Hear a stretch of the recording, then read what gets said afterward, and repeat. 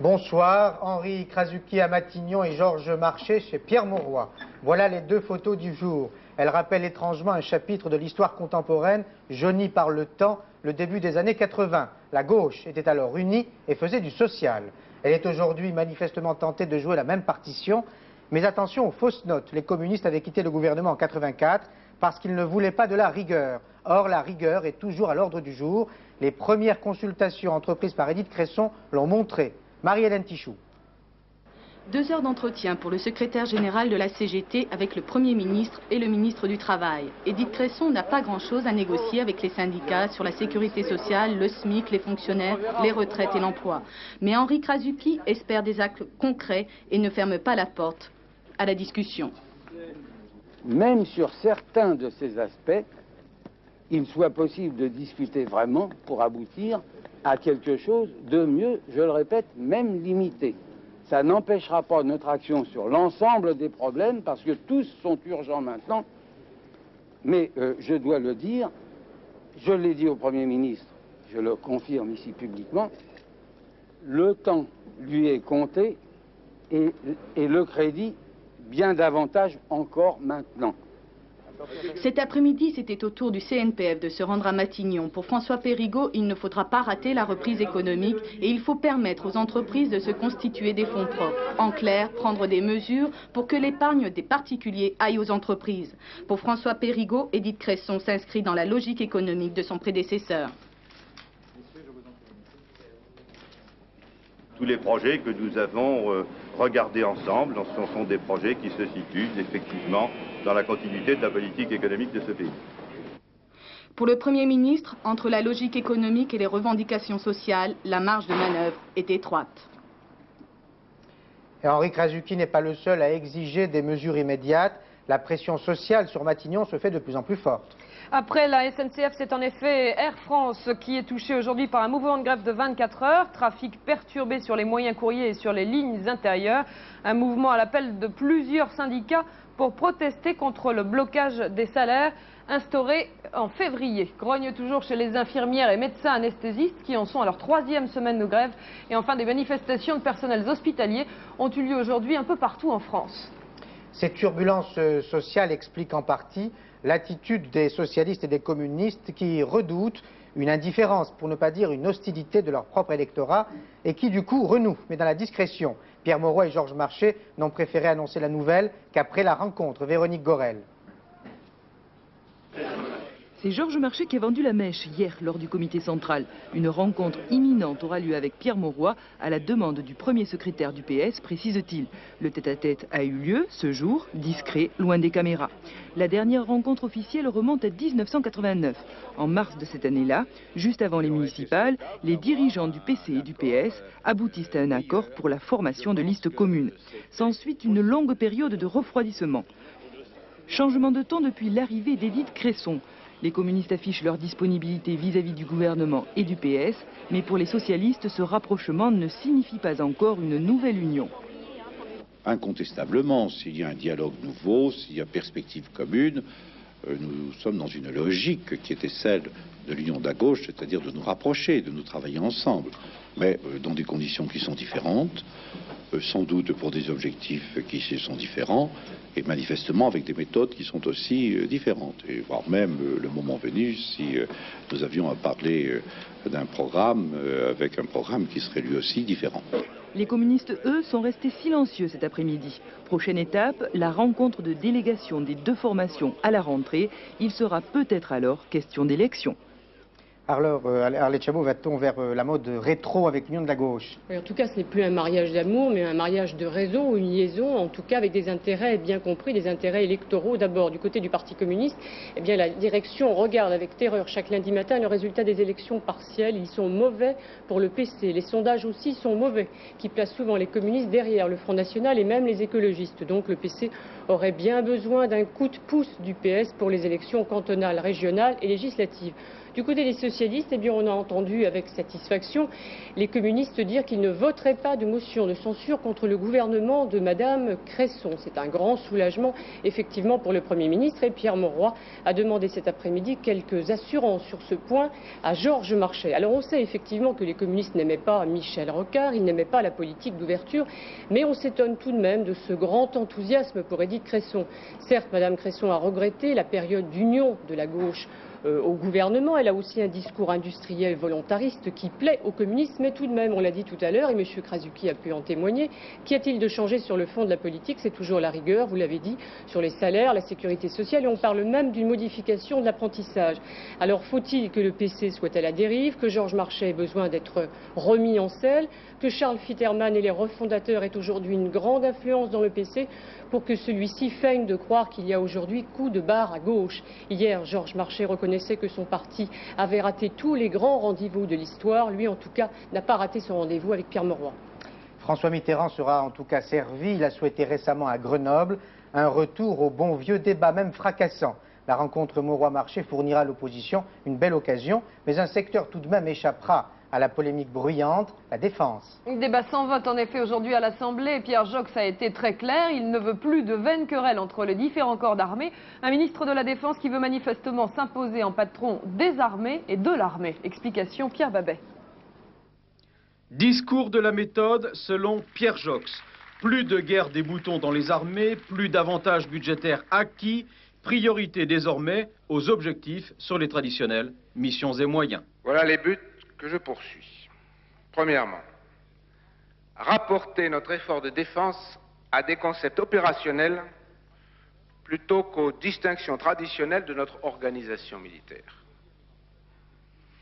Deuxièmement, associer la prévision budgétaire à des objectifs de capacité, de moyens matériels cohérents avec l'analyse de la menace et les types de ripostes définis pour y faire face. Ça va décoiffer. Au risque de faire hurler Toulon ou de désespérer Mourmelon, désormais, on ne dira plus tonnage de bâtiments, nombre d'avions ou de chars. On parlera module de fonction, nucléaire, espace, opérations aériennes, terrestres, aéromaritimes. Bref, une forme de management par objectif tel que pratiqué déjà en entreprise et non plus un partage des moyens en fonction des bagarres d'état-major et des rapports de force des différentes armées. Ce sera une véritable révolution culturelle pour des habitudes militaires solidement établies. Autorité en France, sensibilité aux États-Unis. On vient d'apprendre que George Bush s'est mis à pleurer en parlant de la guerre du Golfe devant un auditoire nombreux dans un discours à Atlanta. En Algérie, la nomination d'un nouveau Premier ministre, Sid Ahmed Ghazali, a coïncidé avec un retour au calme, mais un calme trompeur. Après une première nuit de couvre-feu, Alger a en effet retrouvé progressivement aujourd'hui un fonctionnement normal, mais la situation reste très tendue et la capitale algérienne est toujours étroitement quadrillée par l'armée. 3 journalistes français seulement ont pu se rendre en Algérie. Notre envoyé spécial en fait partie, il a passé la journée dans les rues d'Alger. Voici sa correspondance, Morad Aïtabouche. 10 heures ce matin, sous un soleil de plomb, des femmes, des hommes, des enfants attendent leur tour devant une boucherie. Une longue, très longue file d'attente s'étend sur 500 mètres, rue Didouche Mourad, en plein cœur du centre-ville. La vie dans la capitale semble reprendre son cours, la viande est toujours aussi chère et rare. La plupart des commerces ont réouvert. Une reprise prudente, sous l'œil vigilant, inquisiteur même des militaires, postés à tous les coins de rue, le doigt sur la gâchette. Plus loin, place des Martyrs, des dizaines de chars sont en position, prêts à tout au moindre signe de tension. Avec le chauffeur de taxi qui m'accompagne, nous serons arrêtés à 2 reprises, fouillés et interrogés. Au 2e jour de l'état d'urgence, l'armée contrôle systématiquement tous les taxis, les véhicules qui viennent de la province, ainsi que tous les barbus, les intégristes. Mais aujourd'hui, il n'y a eu aucune fusillade, aucun incident sérieux, aucune marche. Sur la place de la Grande Poste, des jeunes discutent. S'ils sont satisfaits de la nomination d'Ahmed Ghazali comme Premier ministre, la majorité d'entre eux attendent un gouvernement d'union nationale. Mais avec quel parti? Les pronostics vont bon train. Une certitude, eux ne veulent plus du fils. À Alger, Morad Aïtabouche. Le nouveau Premier ministre algérien portera-t-il toujours l'éternel nœud papillon que les diplomates et les journalistes connaissent bien? La question peut paraître saugrenue. Si je la pose, c'est tout simplement parce que les islamistes ont toujours vu dans le nœud papillon le symbole de l'Occident. Ouvert, habitué au dialogue, Ahmed Ghazali devra justement utiliser ces deux qualités pour former son gouvernement et réaliser un consensus avec des partis politiques jusqu'alors écartés du pouvoir. Il a aussi une sérieuse réputation de technicien et d'économiste. Portrait du nouveau Premier ministre, Jean-Paul Geroard. Économiste, diplomate, fervent partisan de la modernité, des réformes économiques, respecté à l'extérieur de son pays, Sid Ahmed Ghazali offre a priori un excellent profil pour rassembler tous les partis non islamistes dans un gouvernement d'union nationale. Encore rare en Algérie, son parcours est celui d'un véritable technocrate. Ingénieur centralien, il occupe son premier poste ministériel à 27 ans. Il vouera ensuite 10 ans de sa carrière à la présidence de la Société des hydrocarbures de l'État. Aboutissement logique, il devient ensuite ministre de l'énergie. Mis à l'écart par le président Chadli pendant plusieurs années, il revient avec le portefeuille des finances en 88 pour passer aux affaires étrangères un an plus tard. Sid Ahmed Ghazali condamne l'invasion du Koweït, mais se fait le porte-voix des Arabes qui refusent l'intervention militaire contre l'Irak. Désormais au règne du pouvoir, il pourrait s'entourer de ministres techniciens focalisés sur l'économie. Je pense que ça va être un gouvernement, si je puis me permettre, un gouvernement de choc, qui va aller très vite, surtout que c'est un gouvernement qui sera probablement débarrassé des soucis de l'ordre public. L'ordre public étant géré par l'armée, donc je pense que le gouvernement de M. Ghazali aura les coudées beaucoup plus franches pour s'attaquer aux réels problèmes de fond de la société algérienne, qui sont plus des problèmes économiques et sociaux que des problèmes de violence et de problèmes de gestion théologique du quotidien des Algériens. Le président Chadli Benjedid a annoncé que la formation de ce gouvernement ferait l'objet de larges consultations. Le Front islamique du salut devrait tout de même en être probablement exclu. État d'alerte au sud Liban, la situation reste critique.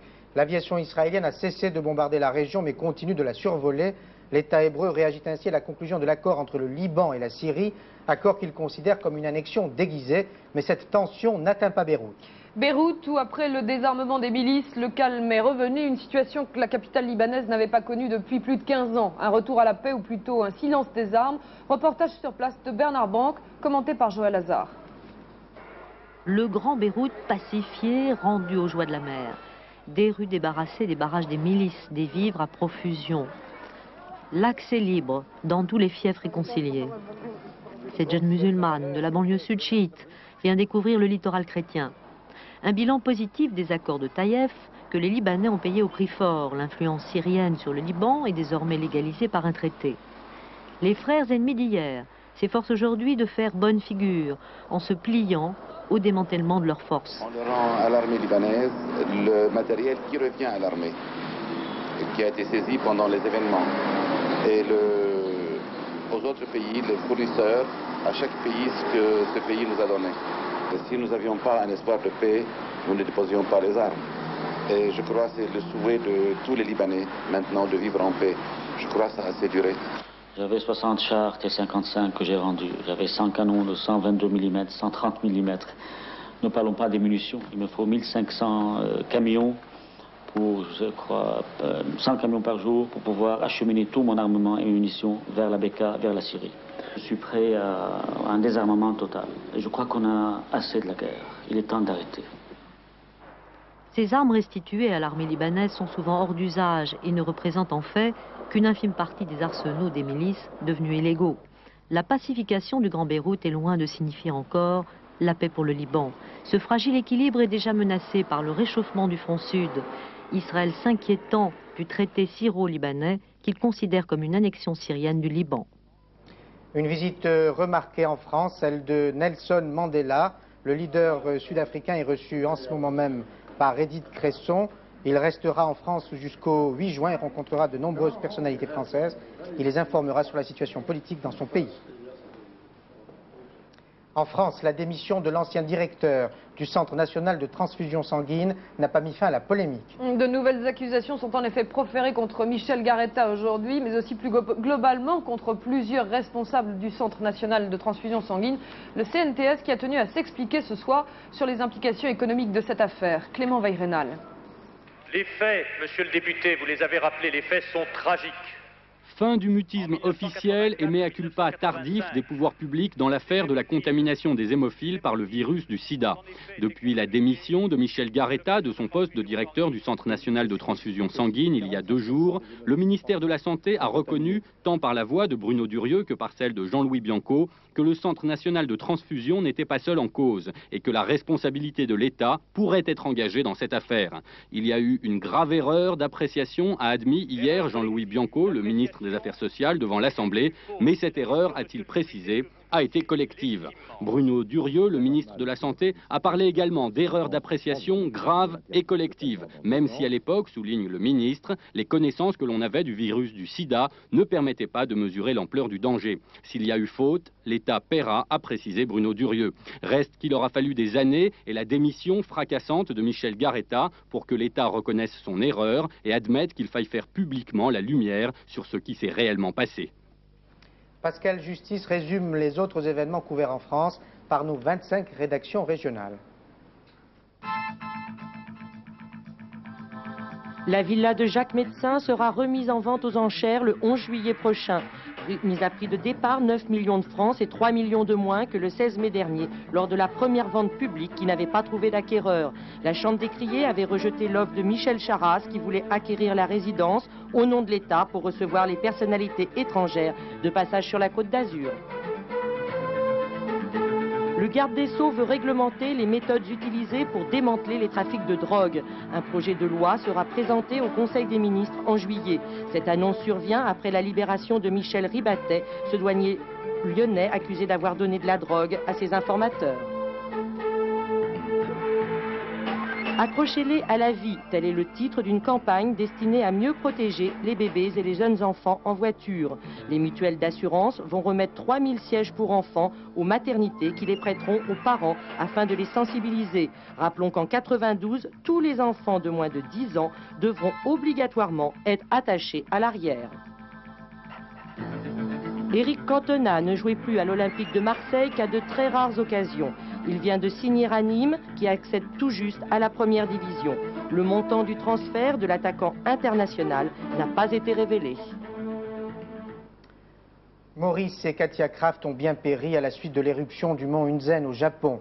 Les corps des 2 volcanologues français ont été identifiés. Les équipes de secours poursuivent leurs recherches pour retrouver les autres victimes, mais elles le feront avec une très grande prudence. Le volcan est encore dangereux. En tout, l'éruption du mont Hunzen a fait 38 morts, mais ce soir on redoute en effet une nouvelle éruption et surtout une explosion très violente du bouchon de lave qui bouche encore le cratère. Explication de Dominique Dumas.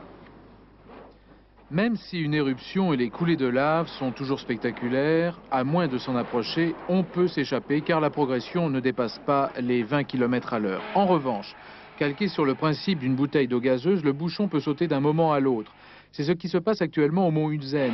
Le couvercle du magma solidifié peut exploser comme un gigantesque bouchon, libérant ainsi une nuée ardente.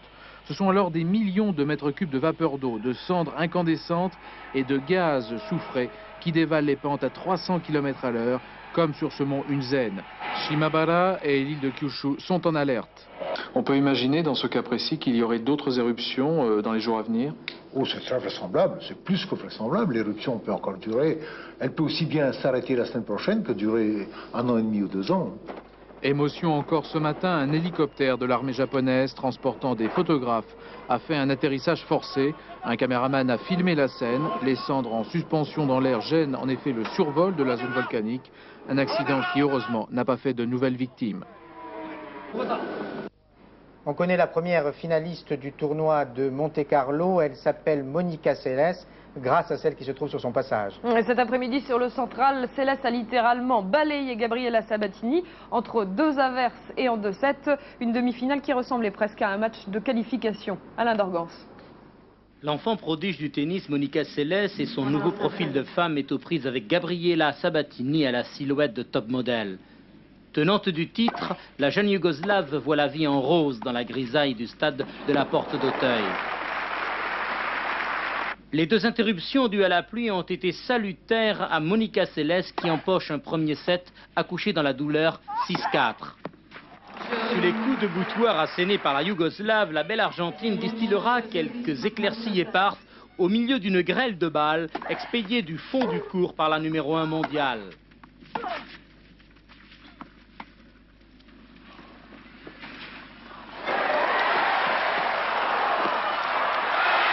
Ce fut le chant du cygne pour Gabriela qui ne remporte qu'un seul jeu au cours de la seconde manche. La confiance, la vitesse de bras et la fureur de vaincre de Monica Seles auront raison de Sabatini.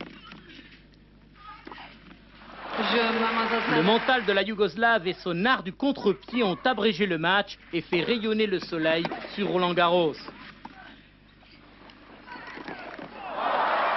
Reste à savoir si à l'occasion du centenaire du célèbre tournoi sur terre battue, Monica Seles renouvellera sa victoire acquise l'an dernier. Eh bien, ce sera difficile. La finale dame du tournoi de Roland-Garros s'annonce explosive. Je devrais dire plutôt la finale jeune fille. Monica Seles affrontera en effet Arantxa Sanchez, l'Espagnole que vous découvrez, si vous ne la connaissez pas, qui a écrasé l'Allemande Steffi Graf en 2-7, 6-0, 6-2.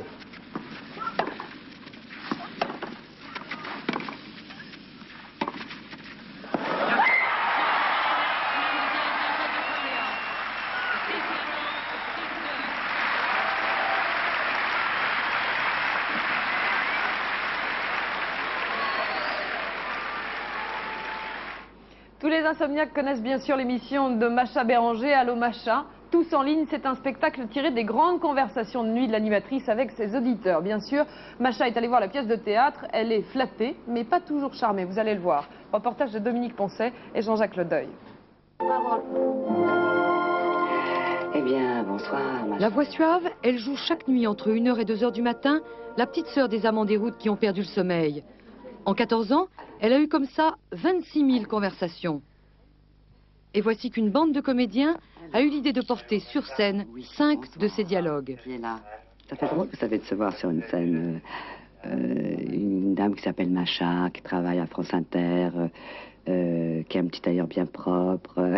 Et alors on se dit, tiens, c'est moi et c'est pas moi. Allô? Allô, Macha? C'est Bernard. Bernard. Je m'appelle Bernard. Bernard, oui. Je ne suis pas raciste, hein. Je défends d'être raciste. Je suis loin d'approuver un monsieur comme Le Pen. Eh, j'espère bien. Et pourtant, je suis blanc, français, j'aurais tout intérêt. Hein. Ils ont eu la délicatesse de me demander mon accord, sinon ça n'aurait pas pu se faire. Si c'était vraiment très très méchant, on est un peu mégalo dans ce métier, mais pas à ce point-là quand même. Eh ben voilà. Oui. Je ne suis jamais malade. Oui. Et puis, je suis née abandonnée à 2 mois. Oui. À l'assistance publique jusqu'à 7 ans. Oui. Il y a beaucoup de gens malheureux. Je trouve ça normal qu'ils viennent à votre émission pour oui. trouver des amitiés ou des choses comme ça. Elle est si fragile, être une femme libérée. Tu n'étais pas si facile. Ce qui m'a un petit peu choqué, c'est qu'ils ne sont pas venus me voir travailler dans mon studio. Alors, on a inventé des gestes, on a inventé des attitudes. Je savais que ça allait me tomber sur le... Oui. Ça fait un peu femme du monde qui s'ennuie et qui, vivement que ce soit terminé, j'ai écouté mes pauvres et je rentre chez moi. Et c'est pas vraiment moi, parce que je ne pense pas que ça aurait duré comme ça pendant 14 ans. Je vous rappellerai un soir où j'aurai un peu plus de temps. Avec grand plaisir. Allez, je vous embrasse. Un gros bisou à tout le monde.